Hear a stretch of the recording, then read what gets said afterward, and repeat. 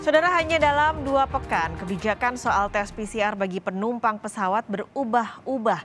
Dari semula diizinkan menggunakan rapid test antigen, lalu wajib PCR, kemudian berubah lagi jadi tidak wajib PCR. Tak hanya soal perubahan kebijakan tes PCR untuk layanan transportasi saja yang kerap berubah. Dugaan praktik mafia bisnis tes PCR juga terus disorot publik. Setelah menuai polemik dan sorotan mengenai kewajiban tes PCR bagi penumpang pesawat Jawa Bali, pemerintah kini mengubah kebijakan itu. Calon penumpang pesawat rute Jawa dan Bali kini cukup dengan syarat tes antigen saja.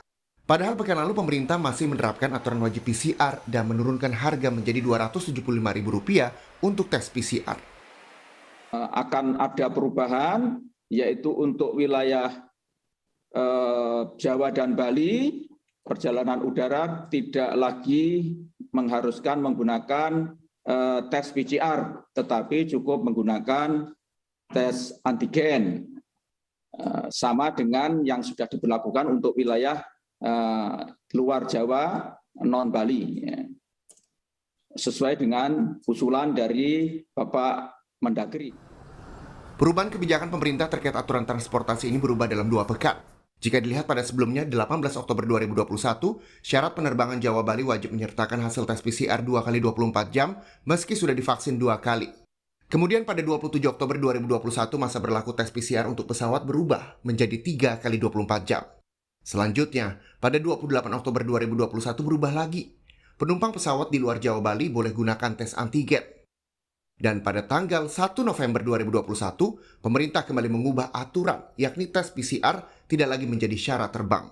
Soal kebijakan tes PCR untuk layanan transportasi yang kerap berubah-ubah, dalam program Sapa Indonesia Pagi hari ini, Kepala Bidang Pengembangan Profesi Perhimpunan Ahli Epidemiologi Indonesia, Mas Dalina Pane mengatakan, dengan adanya persoalan ini, masyarakat kembali lagi tidak percaya dengan intervensi yang dilakukan pemerintah soal pengendalian COVID-19.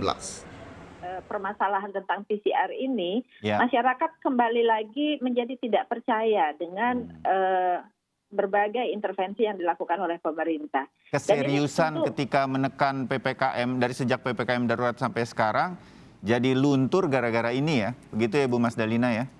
Iya, sehingga itu sangat mempengaruhi pengendalian di lapangan. Kita mau minta mereka untuk melakukan tes bagi suspek, kemudian kontak erat, juga pelaku perjalanan luar negeri, jadi terkesan seolah-olah ini bisnis. Padahal itu prosedur standar yang harus dilakukan. Nah itu kita menjadi harus bekerja ekstra untuk kembali meyakinkan masyarakat tentang bagaimana pengendalian itu dilakukan. Pakar komunikasi politik Henry Satrio melihat soal kebijakan tes PCR untuk layanan transportasi yang kerap berubah-ubah, ada indikasi rebutan panggung politik para menteri di pemerintahan Jokowi. Masalah komunikasi ini, kok saya melihatnya lebih dari itu, Mas Bayu. Ini seperti ada rebutan panggung komunikasi atau panggung politik di antara tokoh-tokoh yang ada di sekitar Pak Jokowi termasuk para menteri. Gitu. Kita masih ingat bocoran Pak Muhadjir waktu itu pada saat belum diputuskan tiba-tiba Pak Muhadjir bilang, oh ini PPKM sampai berapa bulan? Oh PPKM selesainya nanti sampai akhir bulan apa? Itu kan belum diputuskan waktu itu dibocorkan sama Pak Muhadjir. Nah ini begini lagi. Jangan-jangan ini begitu lagi, begitu menurut Anda ya? Ya, jangan-jangan ini jadi rebutan panggung politik yang mudah-mudahan tidak sampai lah. Harusnya nggak boleh terjadi. Ada rebutan panggung politik di antara para menteri. Tak hanya soal perubahan kebijakan tes PCR untuk layanan transportasi saja yang kerap berubah. Dugaan praktik mafia bisnis tes PCR juga terus disorot publik. Dalam program Sapa Indonesia Malam 1 November 2021, redaktur majalah Tempo melihat ada dugaan sejumlah nama pejabat dan politisi yang terlibat bisnis tes PCR. Mereka pun kami mendapatkan clue bahwa perusahaan-perusahaan PCR itu yang membuka PCR itu banyak diisi oleh politisi, pejabat, dan pengusaha.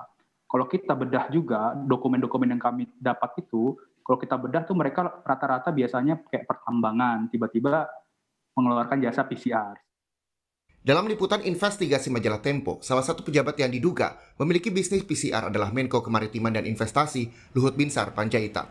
2 perusahaan PT Toba Sejahtera dan Toba Bumi Energi disebut memiliki saham di PT Genomic Solidaritas Indonesia. Juru bicara Menko Luhut, Jody Mahardi menyebut, Luhut berada di Genomik Solidaritas Indonesia karena diajak koleganya. Selain itu, Jody menyebut sejak GSI berdiri, tak pernah ada pembagian keuntungan pada pemegang saham tes PCR. Sebelumnya, dikutip dari laman detik.com, tidak ada maksud bisnis dalam partisipasi Toba Sejahtera di GSI. Dan melalui majalah Tempo disebut, partisipasi Pak Luhut untuk membantu penanganan di awal pandemi.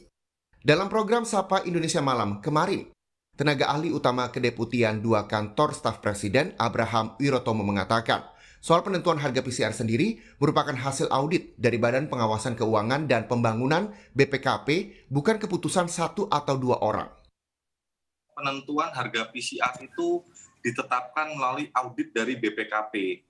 Jadi bukan keputusan 1-2 orang, namun hasil penelitian dan audit dari BPKP. Sedangkan perubahan harga, jadi setiap perubahan harga ya. Ketika 2 juta juga dari audit BPKP, ketika 1 juta juga dari audit BPKP. Intinya apa? Pemerintah ingin menjaga integritas terkait dengan penentuan harga tersebut. Harganya juga bisa diakses oleh masyarakat secara terbuka di dalam e-katalog. Jadi aspek transparansi kita kedepankan. Langkah dan keputusan pemerintah dalam menangani pandemi memang penting. Maka dibutuhkan pertimbangan yang matang sehingga keputusan yang diambil tidak menuai kontroversi dan membuat bingung publik. Tim Liputan, Kompas TV.